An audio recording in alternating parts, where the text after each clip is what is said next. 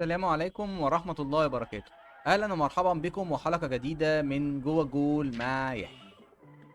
امبارح كان في مباراة في تصفيات الأمم الأوروبية ألمانيا 2024، وهي مباراة المنتخب اليوناني والمنتخب الهولندي. المباراة دي ضمن منافسات المجموعة التانية اللي بتضم فرنسا وهولندا واليونان وإيرلندا وجبل طارق. المباراة دي اتلعبت في اليونان، وانتهت المباراة بفوز هولندا خارج الديار بهدف للا شيء. منتخب اليونان لعب بطريقة 5-3-2، أما منتخب هولندا فلعب بطريقة 4-2-3-1.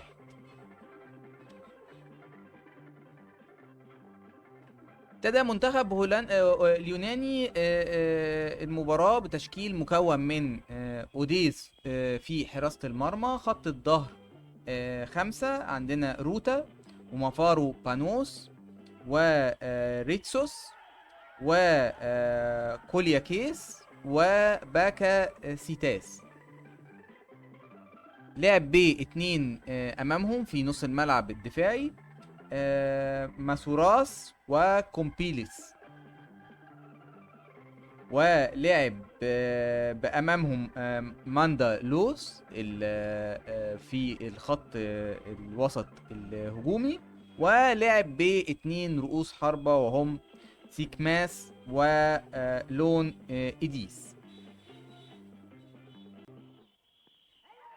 اما منتخب هولندا فابتدى المباراة بتشكيل مكون من فير بروجن في حراسة المرمى. خط الظهر 4 اكي وجيرتويدا وفان دايك ودوم فريز.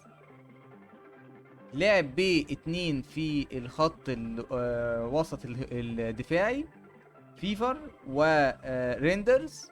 ولعب بثلاثة امامهم، هارتمان وسيمونز وفيجو بريست. ولعب برأس حربة صريح بيرجوين.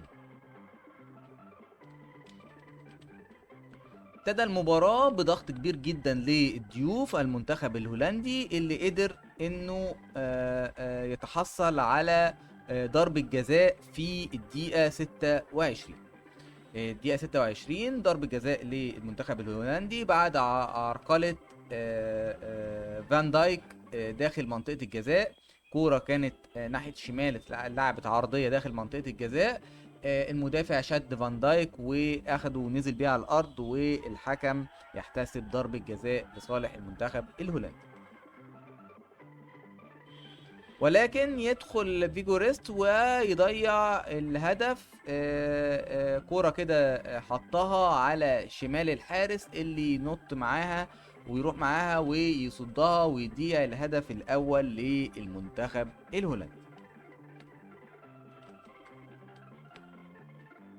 في الشوط الثاني ابتدى المنتخب الهولندي يضغط اكتر، ولكن المنتخب اليوناني ابتدى يبادل الهجمات مع المنتخب الهولندي.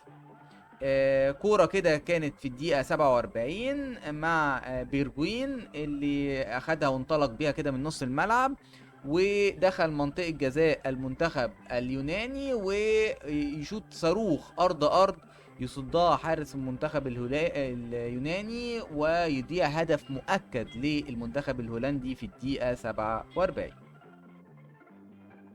وبعدها زي ما احنا قلنا المنتخب اليوناني ابتدى يبادل الهجمات على المنتخب الهولندي، ولكن بلا خطورة.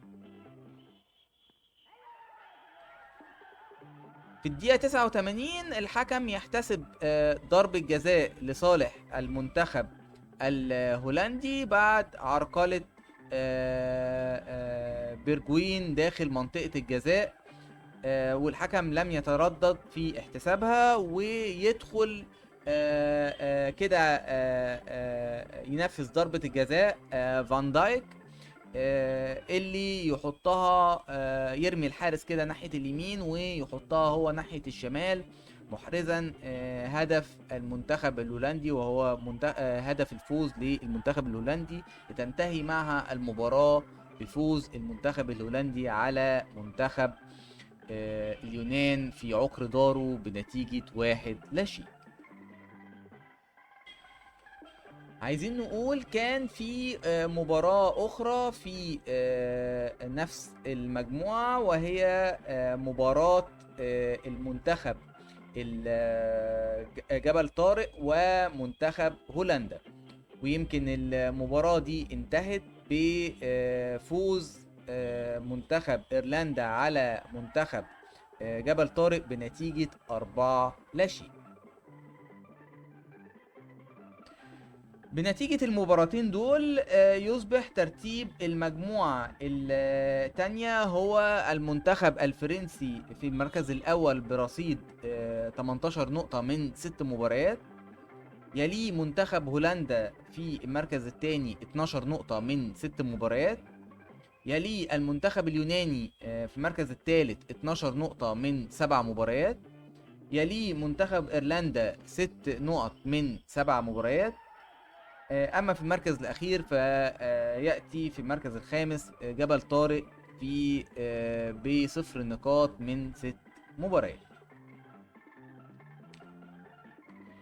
عايزين نقول امبارح برضو كان في مباراة مهمة جدا ضمن المجموعة العشرة، وهي مباراة البوسنة والمنتخب البرتغالي. المباراة دي انتهت بفوز منتخب البرتغالي بمشاركة كريستيانو رونالدو بنتيجة 5-0. ابتدى التهديف كريستيانو رونالدو في الدقيقة الرابعة والدقيقة 22، ثم برونو فرنانديز جاب الهدف الثالث في الدقيقة 25، ثم جواو كاسيلو الهدف الرابع في الدقيقة 32، ثم جواو فيليكس في الدقيقة 43 يحرز الهدف الخامس. وبكده يبقى المنتخب البرتغالي قدر انه يخلص المباراة او ال5 اهداف اللي جابهم دول في الشوط الاول. بهذه النتيجة يصبح ترتيب المجموعة العشرة كالآتي: منتخب البرتغال 24 نقطة من 8 مباريات.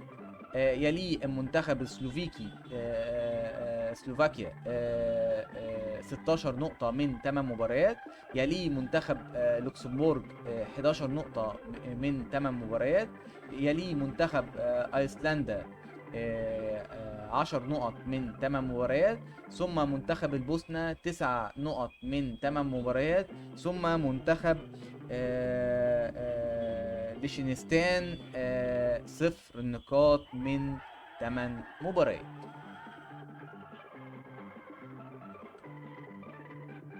امبارح عايزين نقول برضو كان في مباراة ودية ما بين منتخب مصر ومنتخب الجزائر، وتعادل فيها المنتخب المصري مع شقيقه المنتخب الجزائري. المباراة دي شهدت أحداث غريبة جدا. يمكن في الدقيقة 28 تم طرد محمد هاني للخشونة متعمدة، واللي قدر ان منتخب مصر يلعب ب10 لاعبين من الدقيقة 28. الشوط الثاني منتخب المصري قدر ان هو يخطف هدف عن طريق حمدي فتحي. كورة كده كانت عرضية دحرجها كده بدماغه علي جبر لحمدي فتحي، اللي يدخل ويحطها في المرمى محرزا الهدف الاول للمنتخب المصري.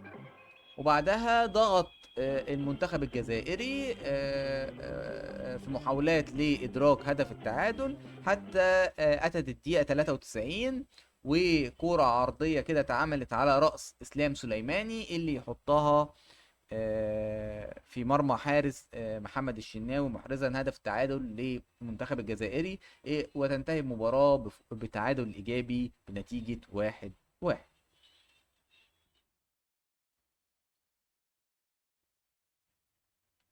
النهارده ان شاء الله في مباريات في تصفيات الامم الاوروبيه المانيا 2024. عندنا مباراه انجلترا وايطاليا، طبعا دي في قمة المجموعة الثالثة. وعندنا سان مارينو ومنتخب الدنماركي، وعندنا ليتوانيا والمجر، وعندنا مالطا واوكرانيا، وعندنا ايرلندا الشماليه وسلوفينيا، وعندنا صربيا ومونتينيجرو. وجميع هذه المباريات في تمام الساعه 10:10 بتوقيت القاهره. دي كانت اخر حاجه معانا النهارده. نلقاكم في حلقه قادمه من جوه جول مع يحيى، والسلام عليكم ورحمه الله وبركاته.